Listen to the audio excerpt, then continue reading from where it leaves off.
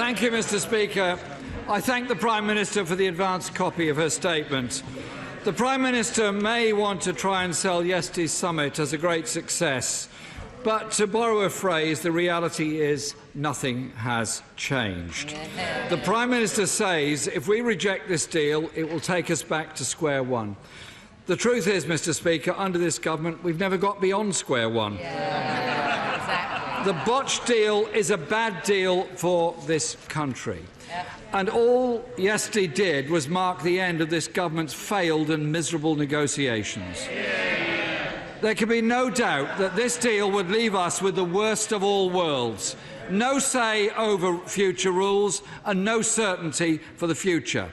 Even the Prime Minister's own cabinet can't bring themselves to sell this deal. The Foreign Secretary said yesterday, and I quote, "This deal mitigates most of the negative impact." That's hardly a glowing endorsement. The silence from much of the rest of the cabinet is telling. They know these negotiations have failed, and they know it will leave Britain worse off. In fact, the National Institute for Economic and Social Research confirmed this today, saying the Prime Minister's deal would mean our economy would be 3.9% smaller than it would otherwise be. This is more than our net contribution to the European Union, which is currently £8.9 billion a year, around £170 million per week. So why is the Prime Minister claiming that extra money to the NHS will be due to the Brexit dividend?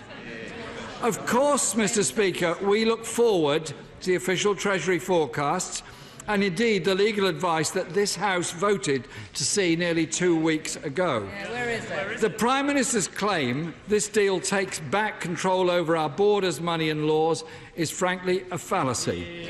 The reality is the opposite. The Prime Minister says the political declaration should give us comfort that the Northern Ireland backstop won't be needed. But in June 2020, this country will be faced with a stark choice. We can agree to extend the transition period or accept the backstop. So can the Prime Minister confirm that under her deal, if we are to avoid the backstop, we will have to accept whatever the European Union demands to extend the transition period, leaving a choice of paying more money without a say on the rules or enter a backstop leading to a regulatory border down the Irish Sea. So much for taking back control of our borders, money and laws. Mr. Speaker, it may not end there.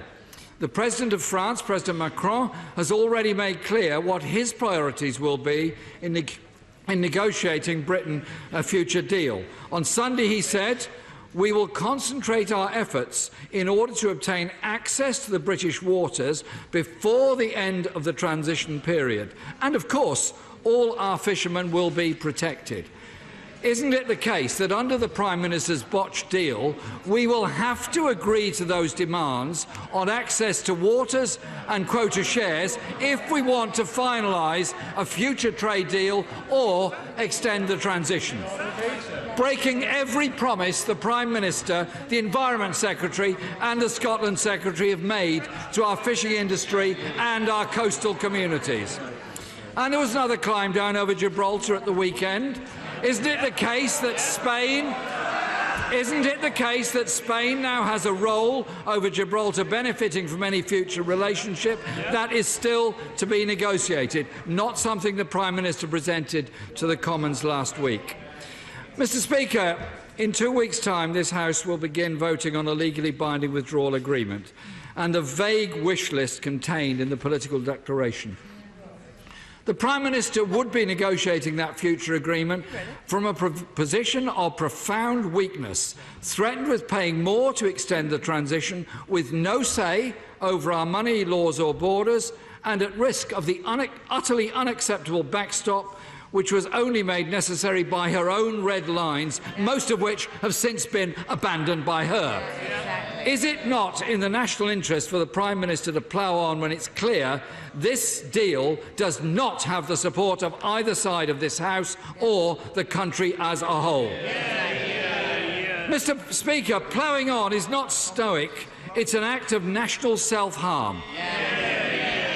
Instead, of threatening this House with a no-deal scenario or a no-Brexit scenario, the Prime Minister now needs to prepare a Plan B, something her predecessors failed to do. There is a sensible deal. There is a sensible deal that could win the support of this House, based on a comprehensive customs union, a strong single market deal that protects rights. Order. When the Prime Minister was addressing the House, I made it clear that she should be heard, and by and large she was. Those chuntering or yelling from a sedentary position, stop it. It's rude, foolish and doomed to fail. Jeremy Corbyn. Thank you, Mr. Speaker.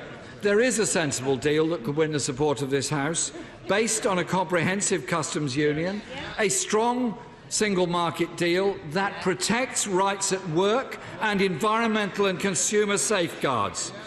The Prime Minister may have achieved agreement across 27 heads of state, but she's lost support of the country. Many young people and others see opportunities being taken away from them. Many people who voted Remain voted for an outward-looking and inclusive society, and they fear this deal and they fear the rhetoric of the Prime Minister in promoting this deal.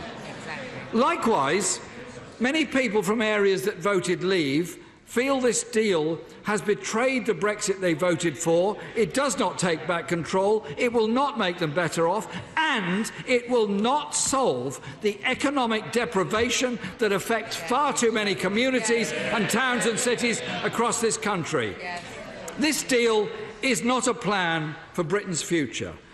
So, for the good of the nation, the House has very little choice but to reject this deal. Thank you, Mr. Speaker.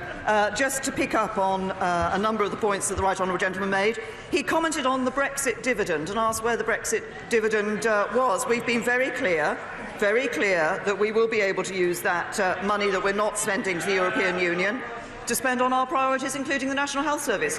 There was a time when the right honourable gentleman himself talked about spending the Brexit dividend on our public services.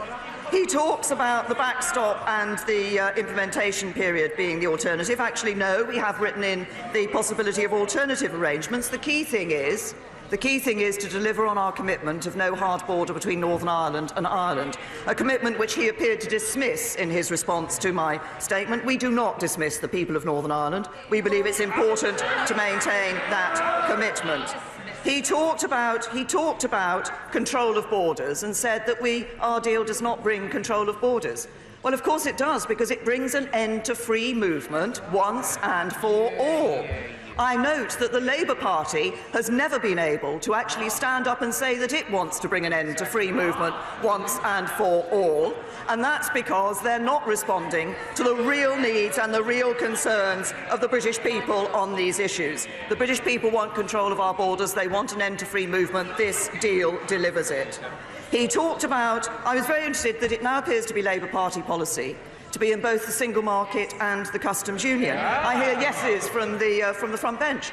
Well, of course, there was also a time when the right honourable gentleman talked about the importance of having an independent trade policy and negotiating our own trade deals. As a full member of the customs union, which he wants, you can't do that. So again, he's gone back on his words in relation to these issues.